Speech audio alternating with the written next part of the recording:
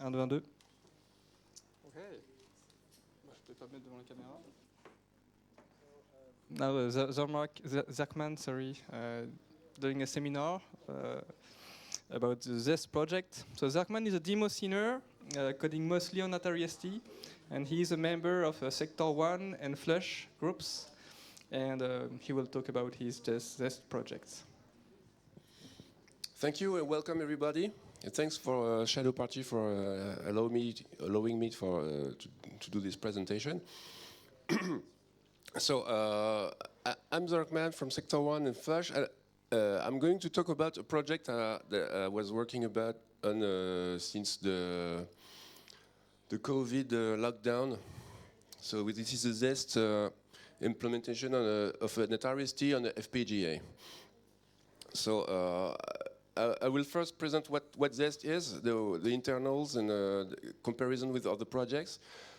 I will talk about how is it implemented, what's inside ZeSt, and then there's another part when I will explain how what was the process I applied to make ZeSt what it is today, starting from scratch. Then I'll make a small presentation and then a conclusion. So what ZeSt is an Atari, an ST, and an FPGA. So it's almost cycle accurate. It uses the components. It's targeted to be cycle accurate, so it should work the same as the original ST. It uses special components that I didn't have to make myself because they were already available. One of the most important is the 68K processor, which has a very precise implementation made by iJor. And so I was able to use it in this project. And for the rest of the peripherals, I was depending on the different parts, there was documentation, there was no good documentation, etc. But I was trying to make it as close as the original hardware as possible. I will explain how I did that. So it runs on Zinc 7000 based prototyping boards. So I've got one of these here. So this one is a very small one, about the size of a Raspberry Pi, even a bit smaller. But there are very cheap boards available on the internet, so it was a very interesting platform for me to try FPGA development. So it uses modern peripherals, so I don't want to use original joysticks or mouse or anything. And I'm just... thanks. I wanted to be able to use modern peripherals, so I've got a PC keyboard with integrated mouse, but you can use a PC mouse. And for the video, there's HDMI, so you don't have the problem of having all the peripherals, all screens, etc. So you can just use it with modern hardware, and it's free and open source. So I want it to be as usable as a real Atari ST. So you can do anything you can do with the Atari ST. So watch demo, play games, but also code and make some office work, word processing, etc. So it should work exactly the same. So for this, I wanted to have a full support of PC keyboards. So if you use one PC keyboard, you know that PC keyboards have special characters that are not at the same place as the original Atari ST keyboard. So I developed a special driver to map the keys exactly where they are, And especially on European keyboards, there's a special key that's Alt-GR. So there are special key combinations that are not possible on the original Atari ST. And you can do them with your PC keyboard, thanks to that driver. So there's also an optional full screen mode. So Atari people all know what full screen is. Is that on the original screen you get 320 per 200 pixels, and there's a lot of there's an area around it with a background color, and what full screen means is that you can use all the pixels around the original, so your screen becomes larger. The display area is larger, and this is there is hardware support, so you can use your desktop applications with a full screen. So there are related projects. So you can compare this to software emulators, hardware implementations. So the difference with software emulators is that if it's software, there's some kind of software people have to. There's a trade-off between accuracy and speed.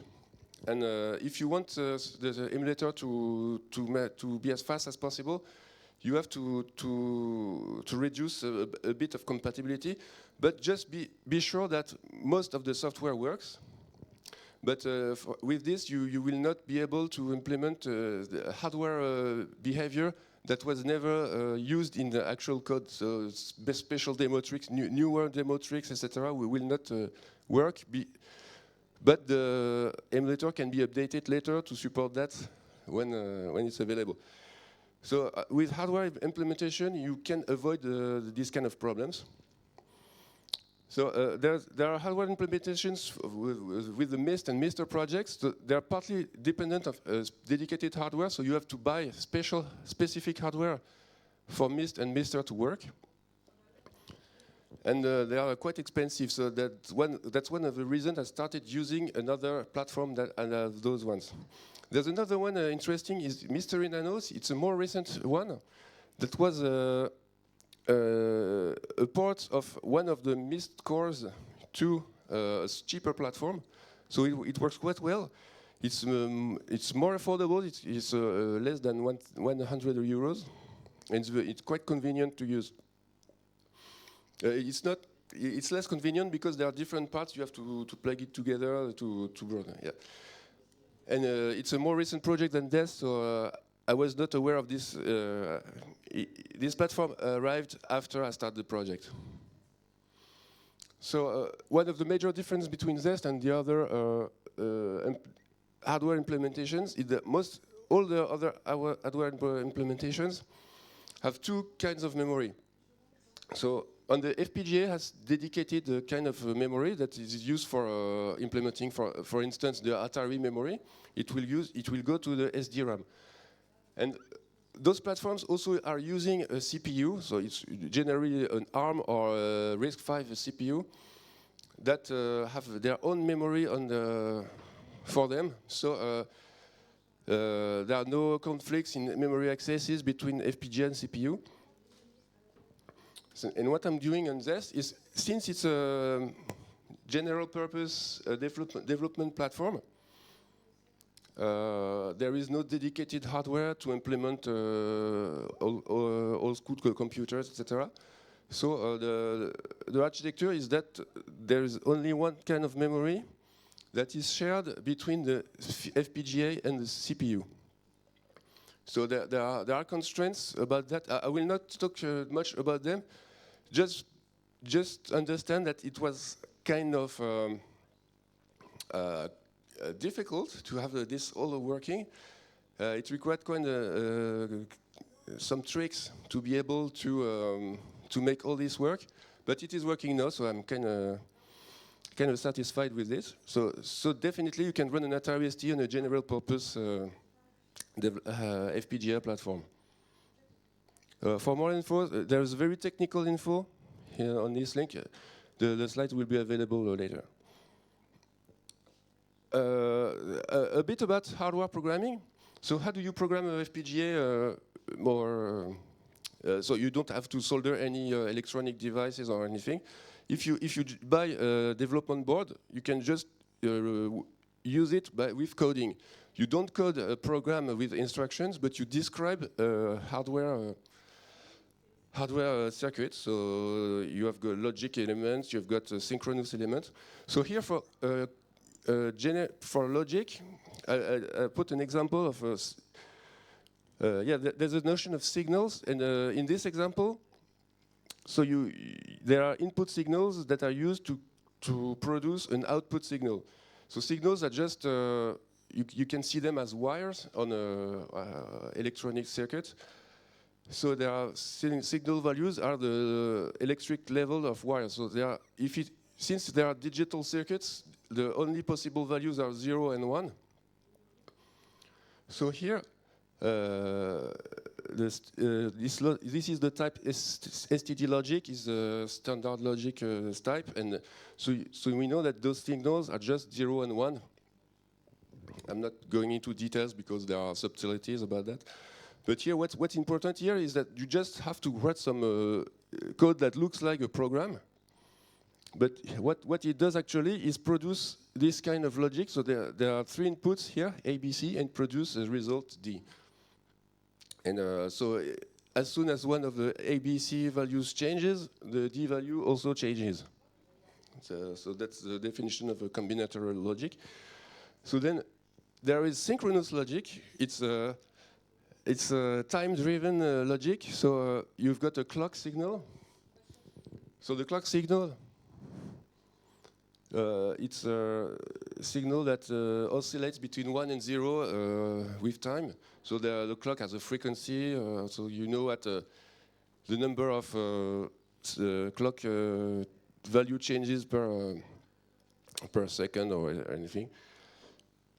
And everything is synchronized with clock edges. So the clock edge is, for instance, there are rising edge is when the clock goes from 0 to 1, and there's a falling edge when the clock goes from 1 to 0. On modern logic, you will must use only one of the edges, and it's usually the rising edge. So here in this code, this is the same kind of logic that before, but here the value of C changes only when there's a rising edge for the clock. So here, this produce this circuit with this is a register that will store the input value in sort of local 1-bit memory, and the output will be the stored value. So in the stored value only changes when there's a rising edge on the clock. Here, so this is it's a way to synchronize a lot of elements on a global circuit, so you know that when values are produced, when you can use them, etc. So it's very important. Just a bit about hierarchical design. So you don't always just write code and produce signal values, but you can also produce blocks, logic blocks, that also have inputs and outputs. So here I've designed a block with the same circuit as before, with the A, B, C, and clock inputs, and the C output. And what the code does here is just define this block. So you can specify the input. You define the input signals, the output signals, and then you just inside the description of the block, you just make it's the same logic as before. And here, once this block is defined, you can just reuse it. So I've given it a name. It was sync end. So it's about synchronous end gate. And it has here a defined signal, and I just instantiate. I just use the block I've defined, and make signal assignments. It's just about plugging cables. There's a smell of something burning or something. Okay, well, it's not my computer. Okay, okay, no problem. So all this to explain how to describe the architecture. So the block organization I just described is useful to understand how the architecture is designed. So all these elements here in the FPGA are different blocks that are connected together. And I tried to reproduce the hardware of the real Atari ST. So here you got a very as accurate as possible motherboard implementation of the ST motherboard. So you could this is a block that contains other blocks. So there's a 68K CPU. You'll find the I/O devices, all the timers, the custom logic chips, etc. So all what's inside the motherboard are blocks inside this whole block. So, and then these are peripherals. So that's typically stuff that you connect to your ST. So the keyboard on the ST is some kind of external peripheral because it's connected with just a single cable to the motherboard. So I represented here. It's the same as this floppy drive. So the floppy controller is on the motherboard, and there's some sort of hardware implementation of the floppy drive.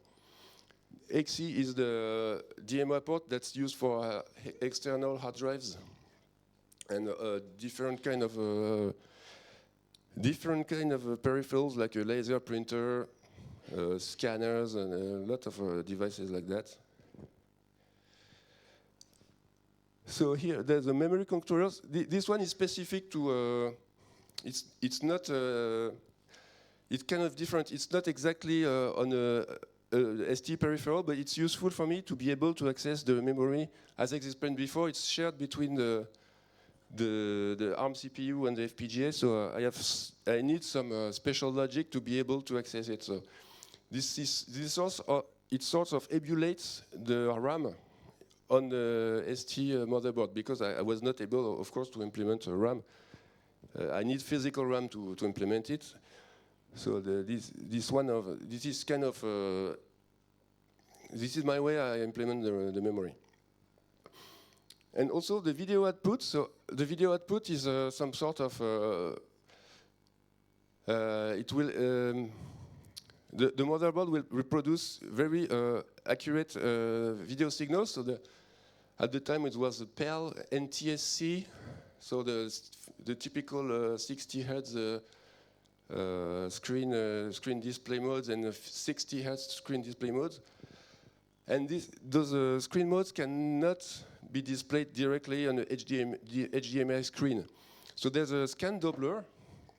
So it typically records each scanline and produces them at twice the speed, but it produces two lines which are twice as fast.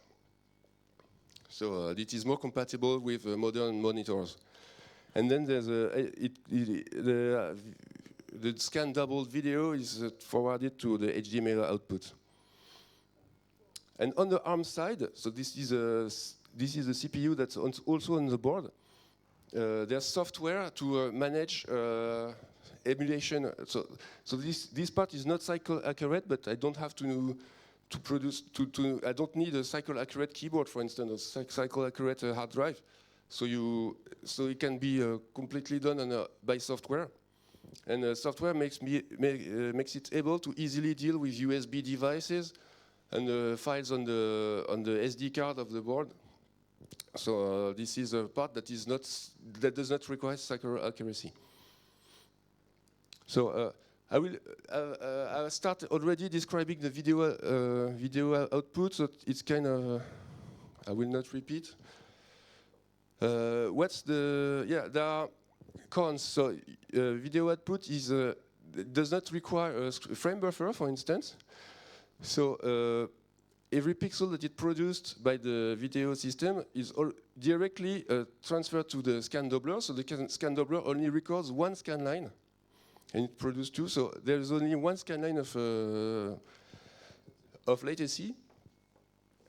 But the video the produced video, the stream is not standard. It's kind of so some monitors will, many monitors will be able to display it, but it's not standard, and it may cause problems to some monitors.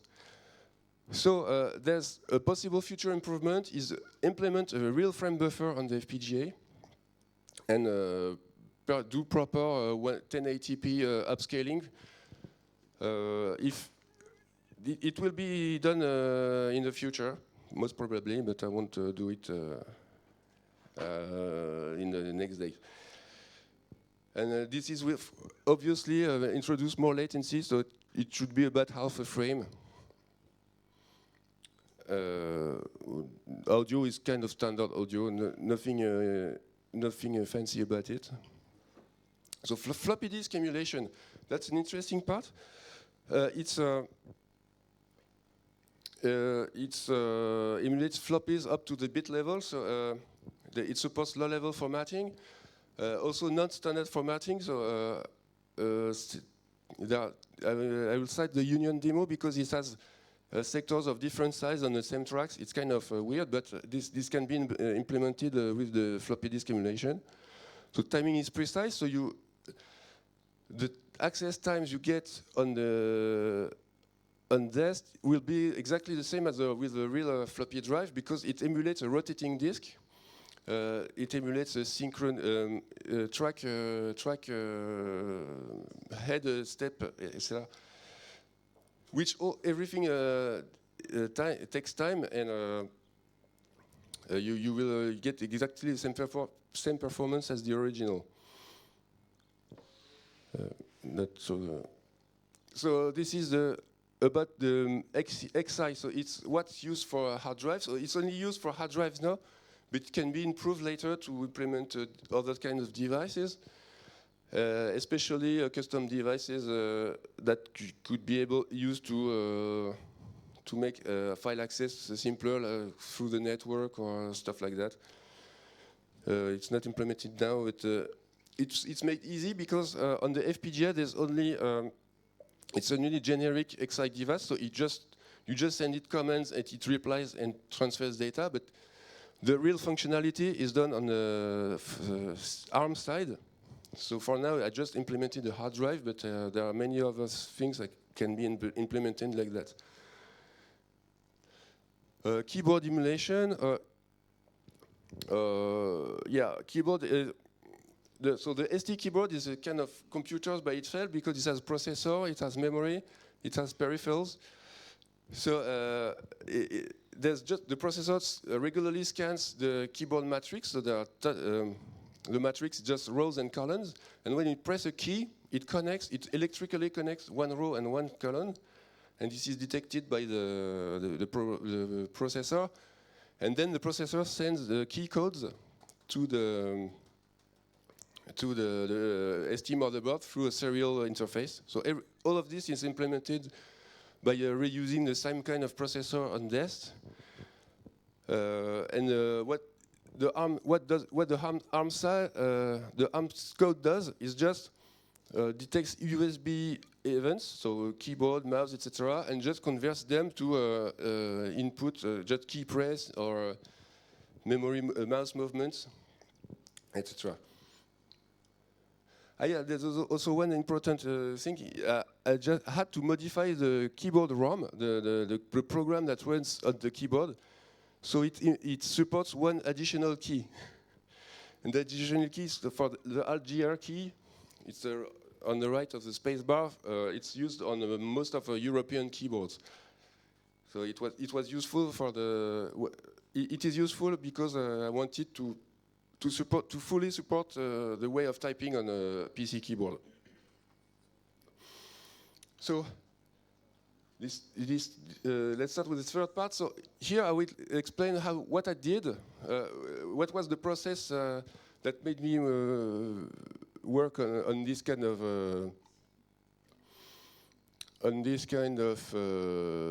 project. So it was the COVID-19 lockdown. I had plenty of time. And I did I did many stuff on the Atari, but I wanted to do something different. Not just only demo stuff, but I wanted to make something more hardware related. And I already had, thanks to my work, I had training on VHDL on FPGA, so very simple, but it was able to run a small application on an FPGA board. So it was not that complicated, so I decided to do that as a hobby. I had a look at existing FPGA platforms that were really expensive to me. So I bought another. I started buying a board and start hacking with it. So there was a process. Actually, I bought 2 boards. So this one is the second one I bought, and it's the only supported at the moment, because the first one is not available anymore. And what's interesting here is that it's not tied to one kind of platform. If another board appears and it's cheaper, it can be supported, it's no problem. Actually, the first board I was using is still supported, but since no one can use it, I'm the only one to profit from it. So that's the interest of not being tied to a specific hardware. So there are different steps I made to be able to work on to start ZeSt. So the first step I wanted to be able to do is okay. There's a 68K processor available. It was made by iDraw. So what if I just run some code and see if it works? So that's what I did here. So I just made a very simple simple design. So there's just the 68K and a simple RAM. So what I call a block RAM here is not the RAM of the board, but it's RAM inside the FPGA. So it's very simple to use, much simpler than the external memory. So so here you can see the small program that I was using. So here on the right, the first 2 lines is just startup data, so it's not really important. What's important is that it starts at address 8, and then so here it loads an address, the address of this element here. It reads the value from this address, it stores it in a register, then it multiplies it with this value. Then it moves the value to memory after this value. So here I will be able to look at the bus, what's happening on the bus, and also if the result I store at the end is the correct one. So here is the infinite loop. It's an instruction that branches to itself. So this is what you expect when you execute a processor. So you can see the signal values. So here these are the 68K signals. So each of these signals have a high state and low state. So high is 1 and low is 0. Also, there's the address bus. So the bus is a set of signals. So it's 24-bit on the 68K. And you can see the different addresses that they are being read incrementally. So the address augments. And you can see the data values that on the data bus. So if you see each address has the corresponding value. So here, for instance, on address 8, the value 41FA. So here, the address 8 is read here, and you do see the correct value on the data bus. So you see that it reads all the values. Then it kind of stops, but actually the CPU is doing the multiplication. It takes quite some time. And some cycles later, so I have cut the part when the CPU does nothing. There's nothing on the bus. And at the end, you can see it stores 2 values. And because since it's a 16-bit bus, it stored the 32-bit value into a bus accesses. So you can trust me, it's the real value of the multiplication. So this worked. Okay, so this was the next step. So then I tried to produce some video. So for the moment, it's not the Stereo ST video, but just produce an image on the screen. So there's a pixel generator, video generator that produces signals that are kind of similar to VGA. So VGA is analog, this is digital, but it's completely equivalent. It's the digital equivalent of VGA. And this is sent to the HDMI output. So there's a HDMI, something that converts this kind of VGA signals to actual HDMI signals. But I'm not talking about it here. So just produce simple patterns like a checkerboard and a gradient, so it works. And you can see the signals. It's just video signals. I'm not describing them, but it's just produce this vertical, horizontal synchronization, display enable. All this works and produces these images.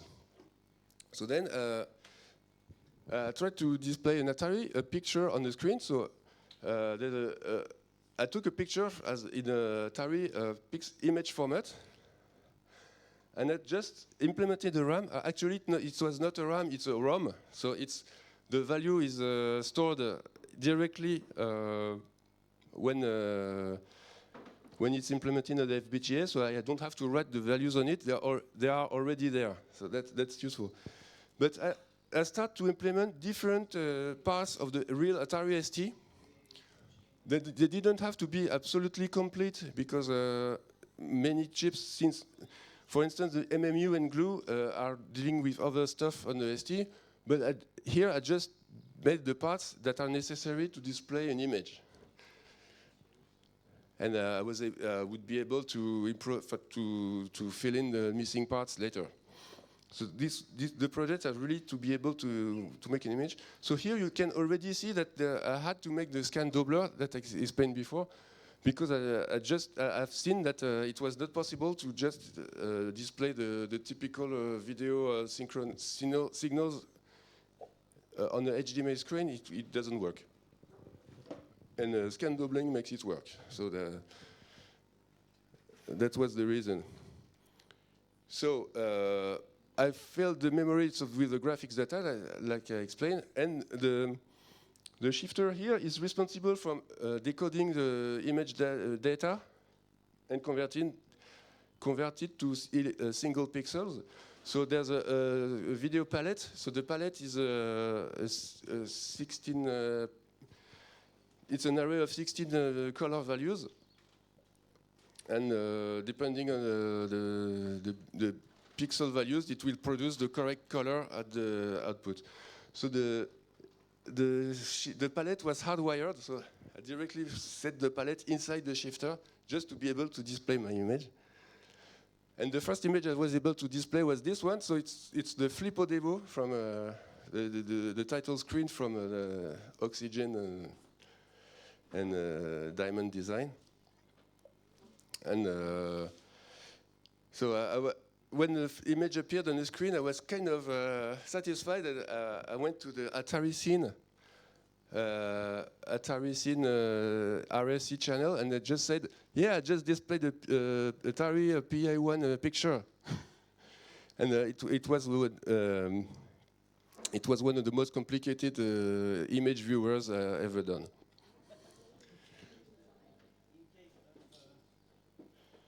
So later, just adding different elements, I was able to boot the OS. So you can it's still incomplete because there are no floppy icon. So the OS was just booting, but there was no floppy drive. And the desktop just has no icons because of that. And then the last part is when we already have something working, then you have to add all the missing parts. So it takes quite some time. So obviously, floppy drive, lot of stuff, the interrupt elements, the sound chip. It's what kinds of work. So it was possible because there were documentation that was not completely accurate, and there were a lot of errors in some of the documentations, and some components. The Atari custom chips have no official documentation, so the was based on different sources. So there are the shifter schematics that were done by iJor with reverse engineering. So thanks to him, there was an amazing work. There's a bit of glue logic, a hint of it, because it was there was schematics from the GST MCU. So this is the STE chip. So it's sort of the glue chip, but with additional logic. So the process was to remove the logic that was specific to the STE, and suppose it was close enough to the ST. So I was not totally wrong, and there were still fixes to make, but I made them through running some demos and see, this part is not working. What's the problem? Oh yeah, there's a latency issue on some register. Oh, yeah. And by doing small steps like that, I converged to a kind of very hardware that seems to be very close to the original. I cannot say for sure because I don't have access to the real schematics, but I am confident it's close enough to the original. And if there's some code that doesn't work, I can fix it.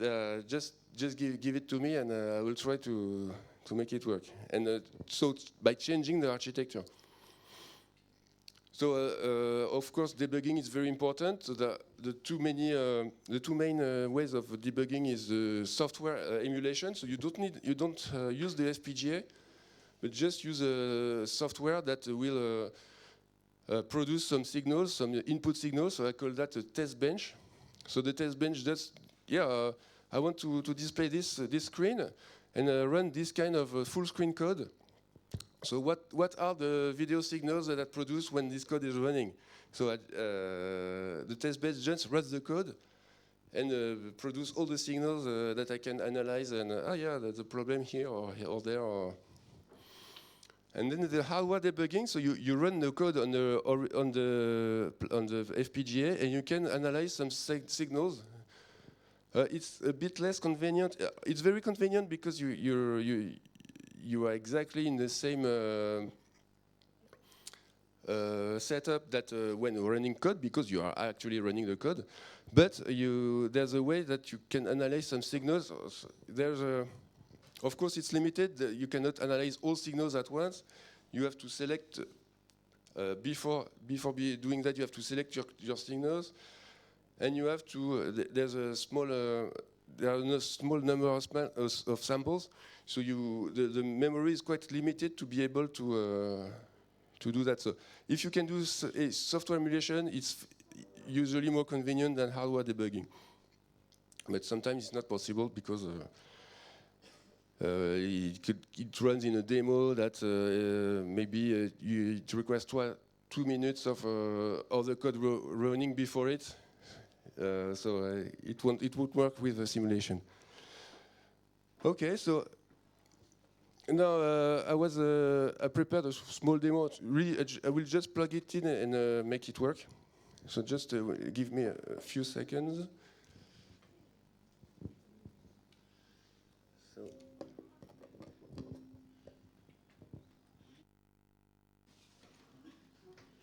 here. It should be working now. Yeah, it boots. Yeah, thanks. So it runs Immutus. It's an open source release of the TOS. There's no sound here, but it's not really necessary. It does work, but we did not set it up for the presentation today. So yeah, you can do exactly the same stuff that you would do on a regular Atari. So manipulate files, etc., whatever. And what's interesting, I wanted to show you the full screen. So here you see that it's a standard medium resolution screen. So it runs on 640 to 200 pixels. And now I will activate the extended video mode, the full screen mode. So let's reboot. Okay, now you have got the desktop in full screen. It's hardware full screen, so it's so you have more pixels to code, to draw some graphics and anything. I'm sure you've never seen that before. And also wanted to run some demo. So I chose the demo by Sync. Oops, yeah. So it's the closure demo.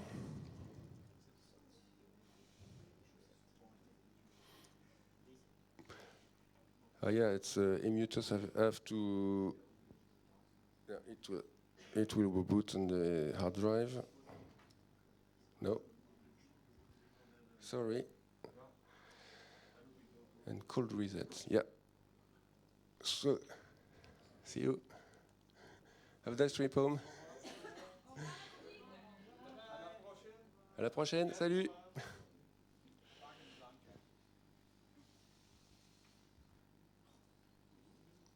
Now here I have to select the A drive for booting. Yeah. So I chose this demo because it is doing a very technical tricks, hardware scrolling. Yeah. Sorry, it's a bit. It's very smooth on my screen, but not on this one. But trust me, it works very smoothly. And so, so I will not play too long, but just to show that, yeah, here it uses quite advanced hardware scrolling. It just works. I will not be able to display all the tricks, but it does work anyway. So let's go back to the presentation. Yeah. So what now?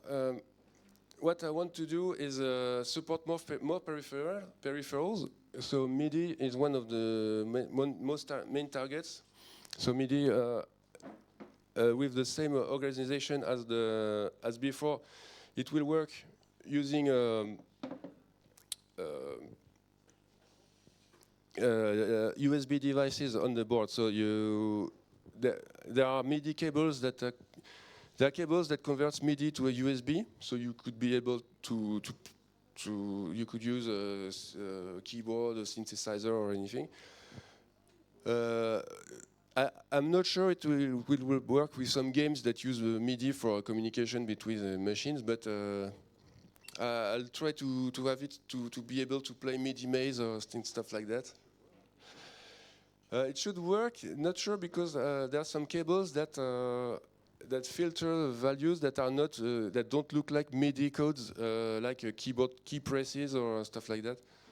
So some adapters may work, some others may not. But for I will. But for as a first step, it will support only MIDI input, just so you can plug a keyboard and play with maximizer or of the software like that. So there's important work to optimize DDR management. So I explained that memory access is shared between the CPU and FPGA. The way I do it for now is not optimal. It does not take profit from a DDR fast burst mode, etc. So I have to do a lot of work. So it becomes more convenient, especially if I want to implement other platforms such as the Mega STE or something that will have more it has more memory access because of DMA sound, etc. So STE will not be available too soon, maybe in 6 months or more. I don't. We'll see. And then I also want ZeSt, for instance. For now, it only works. It only implements an Atari ST, but it should be useful to implement other kind of retro computers. So people have ideas to implementing 8-bit computers should be kind of mostly easy because they're not the constraints are less. There are less constraints than ST, so it should work can easily. And then who knows what we can do? So it's an open source project, so anyone can contribute. There's help needed in many aspects. So there people who are not specifically into hardware development can help with the C aspect of the Linux aspect. So there's C code that drivers on the CPU side. Also the user interface, which is kind of it's a work in progress. It's not the user interface is not as convenient as I would like. So there's work to be done there. On the Linux side, yeah, the ARM CPU runs on Linux. So there's work to be done for supporting network management, Bluetooth, etc. And well, for hardware, if some people want to do hardware stuff, they also can. Especially if you want to port some cores, I will provide support as much as I can. So yeah, I hope that this will interest you. So thank you very much, everyone. Thanks for watching. Have you got any questions? I will be pleased to answer them.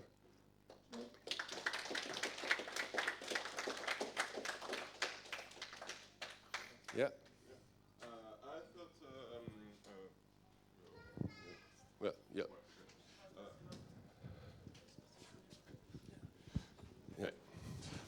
I thought cores like HDMI and USB were licensed. So I mean, you would pay for them. So your project is open source. So, and what's the deal? Well, for USB, it's not a real deal because I'm actually using the drivers from Xilinx, and I'm just everything is managed through Linux. So Linux has like USB drivers, and just use them just like on a PC, for instance. For HDMI, it's true that there's we kind of need some license, but it seems that HDMI forum is kind of doesn't bother with when people are using for previous versions of HDMI. So when it's not HDMI 2, I think you're okay. For now, maybe I'll have trouble later. I don't know. But yeah, here it's the implementation is HDMI 1.3, so it's just 1080p resolution. There's no HDR or anything. So for the moment, it's I didn't have any trouble.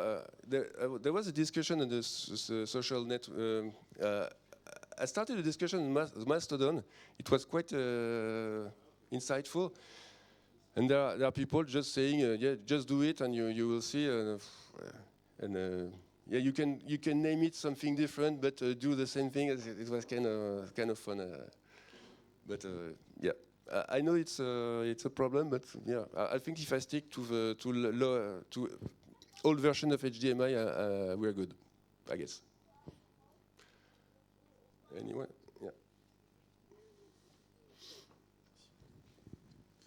You mentioned it supports hardware trick that we can't do in the emulators. Yeah. So I guess that's a good development board. So do you have or plan to add some PC side debugging, like to put hardware breakpoint on the board?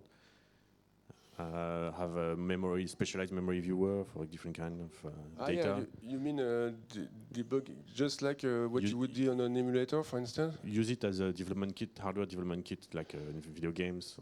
Yeah. It could be done.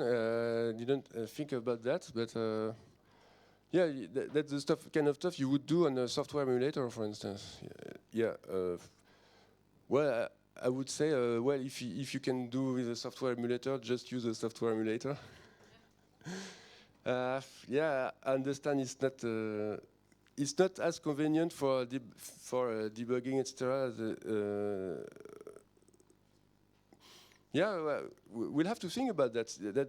That stuff that could be improved. But yeah, for the moment, it was not the target. Yeah, the target was just the same as an Atari ST. So it's a ST. It works like an ST, and you use it like an ST. For now. Debugger in the ST that is emulated by the ZeSt actually. Yeah, sure, but it would be less convenient.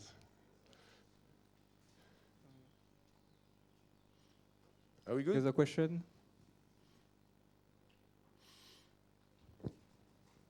Okay. Thank you very much. Then. Thank you, everyone. Thanks for watching.